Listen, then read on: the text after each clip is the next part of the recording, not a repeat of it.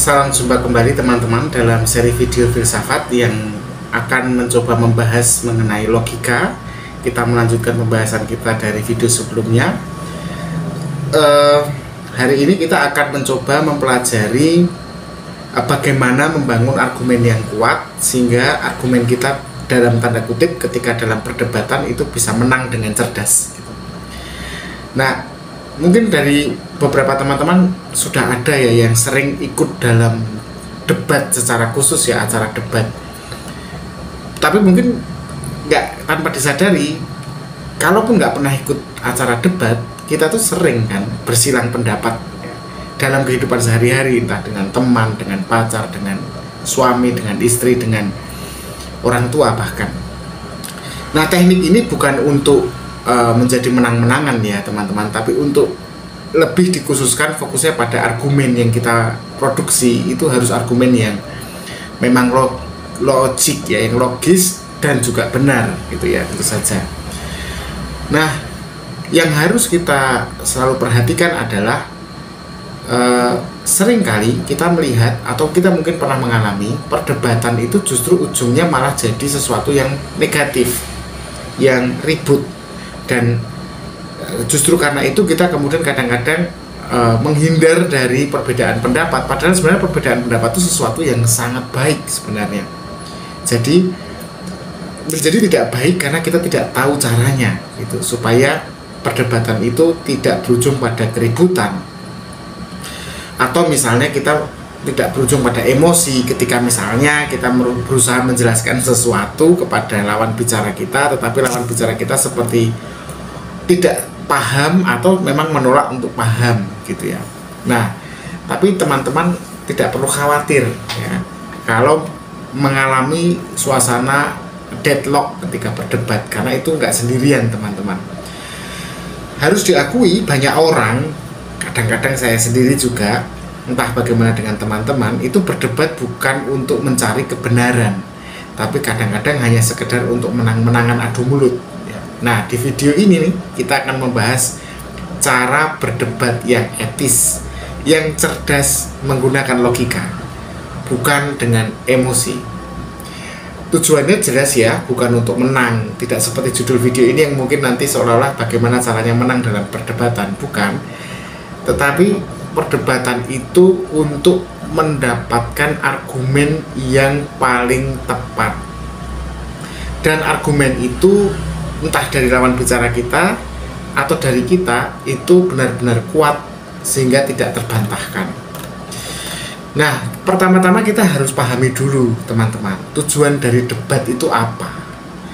Tujuan dari debat itu apakah mencari kebenaran atau memenangkan sebuah perlombaan bicara? Karena begini, banyak orang itu kan berpikir bahwa debat itu adalah tentang bagaimana menjatuhkan lawan bicara. Padahal perdebatan yang sehat itu bukan tentang itu, tetapi tentang bagaimana mencari kebenaran.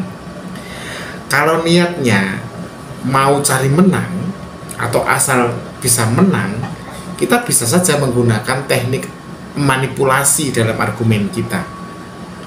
Tapi kalau teman-teman memilih untuk benar-benar mau jadi pemikir yang cerdas, teman-teman harus fokus pada argumen yang logis, pada argumen yang kuat. Jadi sebelum kita nanti akan bicara tentang teknik berdebat, kita harus ingat-ingat dulu, selalu menjadi catatan penting, berdebat itu bukan soal menang kalah, bukan untuk mencari kemenangan, bukan sekedar menang, tapi membangun argumen yang tepat, yang benar. Nah, untuk itu teman-teman, kita harus mengenali struktur argumen yang kuat itu seperti apa. Argumen yang kuat itu adalah argumen yang punya struktur yang jelas. Jadi maksudnya kalau kita asal ngomong itu kan nggak ada strukturnya ya, atau strukturnya ada pun strukturnya lemah dalam argumen itu, sehingga lawan kita bisa dengan mudah membantah. Struktur itu maksudnya apa toh? Struktur itu maksudnya begini, dalam sebuah argumen itu ada pernyataan, ada alasan, ada bukti. Ini tiga strukturnya. Nah, 3 elemen ini dalam struktur argumen ini harus kuat. Pernyataan, satu, itu tentang apa yang ingin kita sampaikan. Kedua, alasan, itu adalah alasan itu adalah landasan kenapa pernyataan kita itu yang nomor 1 tadi itu benar, atau apa yang kita sampaikan itu benar, apa landasannya, apa alasannya. Jadi pernyataan, alasan. Lalu yang ketiga adalah bukti. Bukti itu adalah landasan paling mendasar, ya. Apa buktinya? Apa bukti bahwa pernyataan kita itu benar? Jadi saya ulangi ya, ada 3: pernyataan, alasan, dan bukti. Pernyataan itu adalah apa yang ingin kita sampaikan. Alasan adalah kenapa pernyataan kita benar atau apa yang ingin kita sampaikan itu benar. Ketiga, apa buktinya? Kalau argumen kita punya ketiga struktur ini dengan baik, maka orang akan lebih sulit, teman-teman, untuk membantah argumen kita. Contoh, supaya lebih paham ya. Misalnya ada pernyataan, kita ingin menyatakan begini, atau pernyataan kita begini: pendidikan gratis itu penting. Alasan kedua, struktur ya, pernyataan, alasan. Alasannya apa? Karena setiap orang berhak untuk mendapatkan akses pendidikan yang layak. Jadi pernyataannya adalah pendidikan gratis itu penting. Alasannya adalah karena setiap orang berhak mendapatkan akses pendidikan. Lalu buktinya adalah studi menunjukkan bahwa negara dengan pendidikan gratis punya tingkat kesejahteraan yang lebih tinggi. Jadi ini kan bukti. Bukti ini tentu saja harus saintifik. Sehingga ketika ada pernyataan, ada alasan, ada bukti, maka argumen ini tadi menjadi jelas dan sulit untuk diserang. Kecuali bukti kita lemah atau alasan kita lemah, sehingga pernyataan kita akan mudah sekali diserang. Nah, dari situ kita kemudian akan paham, setelah argumen itu strukturnya harus kuat, masing-masing elemennya harus kuat, baik pernyataannya, alasannya maupun buktinya, maka kita harus juga memikirkan tekniknya. Tekniknya ketika berargumen. Kalau tadi kan tentang argumennya, lalu tekniknya untuk berargumen atau menyangkal argumen. Nah, pada tahap ini kita akhirnya harus bicara tentang teknik berdebat, yaitu cara menyerang argumen lawan dan cara mempertahankan argumen kita dengan logis. Jadi setelah kita punya argumen yang kuat, kita harus tahu memang caranya untuk menyangkal, menyerang argumen lawan dan bertahan dalam sebuah perdebatan. Pertama, cara menyerang dulu, cara menyangkal dulu argumen lawan. Kalau kita ingin membantah argumen lawan, tolong jangan ad hominem seperti yang sudah kita bahas sebelumnya. Jangan serang orangnya. Itu logical fallacy, kita bahas di video sebelumnya. Tapi seranglah argumennya, itu dulu yang menjadi catatan. Nah, oke, kalau teman-teman sudah setuju di situ, kita lihat argumennya. Ada 3 cara untuk membantah argumen lawan secara logis. Seperti struktur tadi, serang dulu buktinya. Apa bukti dari alasan mereka itu valid? Ada sumber lain nggak yang teman-teman punya untuk menghajar bukti yang dimiliki dalam struktur argumen lawan bicara? Kalau ternyata ada, 2, serang alasan mereka. Apakah alasan mereka itu masuk akal atau tidak? Atau cuman asumsi? Beda loh ya, asumsi sama asumsi itu dekatnya ke emosi karena penilaian, sedangkan logika itu ke akal. Kalau ternyata alasannya juga cukup kuat, maka serang kesimpulan mereka atau pernyataan mereka. Apakah kesimpulan dari silogisme yang mereka berikan atau logika yang mereka paparkan itu benar-benar mengikuti premis yang diajukan? Ya, jadi cara menyerangnya adalah serang dulu buktinya, serang alasannya, serang pernyataan atau kesimpulannya. Nah, untuk menyerang kesimpulan silahkan cek video sebelumnya tentang silogisme, tentang logika ya. Di situ ada premis ya, premis yang umum, premis khususnya, premis mayor minornya, kemudian ada konklusinya. Misalnya seseorang berkata, kopi buruk untuk kesehatan karena kakek saya minum kopi dan dia kena serangan jantung. Nah, argumen ini itu mudah diserang teman-teman. Oke, saya ulangi argumennya ya. Kopi buruk untuk kesehatan karena kakek saya minum kopi dan dia kena serangan jantung. Kita bisa serang dari buktinya. Kita bisa menjawab begini, loh, tapi kan penelitian menunjukkan bahwa kopi punya manfaat kesehatan tergantung dengan jumlah kopinya. Jadi bukan kopinya yang buruk, tapi jumlah dikonsumsinya, apakah banyak atau sedikit, itu buktinya. Karena ada bukti lain yang mengatakan kopi itu baik untuk kesehatan jantung.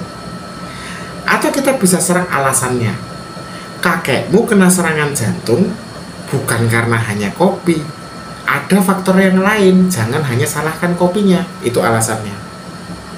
Kita juga bisa menyerangnya dari sisi kesimpulannya. Misalnya kita ngomong begini, jadi misalnya kopi buruk untuk kesehatan karena kakek saya minum kopi dan dia kena serangan jantung, kita lawan. Jadi nggak boleh yang kita simpulkan bahwa kopi itu pasti buruk untuk semua orang, karena buktinya jelas, penelitian menunjukkan kopi punya manfaat kesehatan. Kalaupun kakekmu kena serangan jantung, itu karena faktor lain, bukan cuma kopinya. Jadi jelas ya teman-teman, ketika lawan punya strukturnya itu tadi kan, struktur dia tadi jelas ya, ada pernyataan, ada alasan, ada bukti. Nah, struktur yang kita gunakan untuk melawan, kita mulai dari bukti kita dulu, alasannya, kemudian baru kesimpulannya. Lihat, kita menyerang argumen kan, bukan menyerang orangnya. Oke, yang kedua, pertanyaannya adalah cara bagaimana kalau posisinya kita yang diserang. Kalau tadi kan kita yang menyerang ya. Nah, kalau kita yang diserang gimana? Jadi kalau dalam perdebatan itu mungkin saja orang itu mudah ya menyerang argumen orang lain ya, dengan tadi ya, dengan cara membuat bukti tandingan atau kemudian alasan yang meruntuhkan premis dari lawan bicara, lalu kita membuat kesimpulan dari itu. Tapi menjadi susah tuh teman-teman kalau kita yang diserang, karena kadang-kadang kita secara emosional mulai panik tuh kalau ada yang menyerang. Maka kita harus paham 3 cara bertahan dari serangan orang lain pada argumen kita. Ada 3 cara. Pertama, kita bisa meminta bukti balik ya. Misalnya gini, kalau lawan mengklaim sesuatu, minta bukti mereka. Apa buktinya? Jangan biarkan lawan bicara atau asal menentang kita. Kemudian yang kedua, selalu ingat teman-teman untuk tetap tenang dan fokus. Jangan terprovokasi dengan argumen lawan yang mencoba menyerang kita. Karena ketika emosi kita tidak stabil, maka gerak jantung nggak stabil, otak kita juga nggak stabil dalam memproduksi argumen. Orang yang tetap tenang cenderung biasanya juga terlihat lebih meyakinkan toh ketika sedang ngomong. Kemudian yang ketiga, kita juga bisa bertahan dengan cara menggunakan analogi yang kuat. Jadi kalau lawan memang sulit memahami argumen kita bisa pakai contoh atau analogi yang akan, atau semacam perumpamaan lah ya, yang lebih sederhana sehingga bisa menjelaskan kebingungan mereka. Contohnya begini, misalnya ketika lawan bicara kita bicara begini, kalau kita memberikan pendidikan gratis pada semua orang, nanti semua orang akan jadi malas belajar karena pendidikan gratis gitu. Nah, lalu kita bisa jawab ya, cara mempertahankan pendapat kita, kan kita punya pendapat nih, pendidikan gratis adalah hal yang baik untuk pemerataan pendidikan di Indonesia. Lalu lawan kita menyerang argumen kita, kalau kita lakukan program pendidikan gratis, semua orang jadi malas belajar karena nggak ada nilainya kan pendidikan gitu. Nah, kita bisa jawab, kalau begitu, apakah kalau kita buat makanan gratis orang jadi malas makan? Karena makanannya gratis, apakah kemudian orang jadi malas makan karena dianggap bahwa makanan tidak ada nilainya? Nah, analogi yang tepat itu bisa teman-teman membungkam lawan seketika. Nah, itu tadi teknik bertahan, teknik menyerang jadi sudah ya. Nah sekarang kita harus masuk ke kehati-hatian. Maksudnya begini, kita dalam perdebatan sering melakukan kesalahan yang fatal. Jadi kita tuh kadang-kadang kalah dalam sebuah perdebatan bukan karena kita argumennya salah gitu ya, tetapi karena kita yang bikin kesalahan. Misalnya karena kita terlalu emosional, kita marah sehingga argumen kita menjadi tidak kuat, menjadi getar gitu loh. Nada suara kita juga menjadi sangat syarat dengan ketidakyakinan kan akhirnya, dan itu malah justru bikin kita tidak terlihat logis dan simpatik ya. Kemudian yang kedua, kita sendiri terjebak dalam logical fallacy yang sudah kita bahas di video sebelumnya. Karena kalau kita pakai logika yang sesat, lawan dengan mudah akan membantah kita. Kemudian yang ketiga, kita itu kadang-kadang nggak tahu kapan harus berhenti. Kadang menang debat itu artinya bukan kita harus terus-menerus berdebat ya. Kalau lawan memang sudah kehabisan argumen, ya sudah, jangan diserang terus. Senyum dan selesaikan itu. Ingat teman-teman, debat yang baik adalah debat yang mencari kebenaran, bukan yang mau pamer kemenangan dan kelihayan teman-teman bicara. Gitu ya. Nah, untuk itu teman-teman, jadilah pemikir yang cerdas gitu. Jadi untuk menang berargumen yang cerdas itu ya memang kita harus punya struktur argumen yang kuat, tahu cara menyerang dan bertahan dengan logis, dan harus menghindari kesalahan fatal dalam debat seperti tadi, emosional, fallacy, logical fallacy, nggak tahu kapan harus berhenti gitu ya. Nah kalau teman-teman menerapkan teknik ini, teman-teman tuh nggak hanya menang dalam perdebatan, tapi juga jadi pemikir yang lebih cerdas dan logis. Nah nanti di video selanjutnya ya kita akan membahas cara membangun argumen yang memang tidak terbantahkan. Kita akan fokus lagi ke situ. Nah terima kasih sudah menyaksikan video kali ini. Tetaplah bersama saya untuk kita bicarakan banyak hal secara filosofis.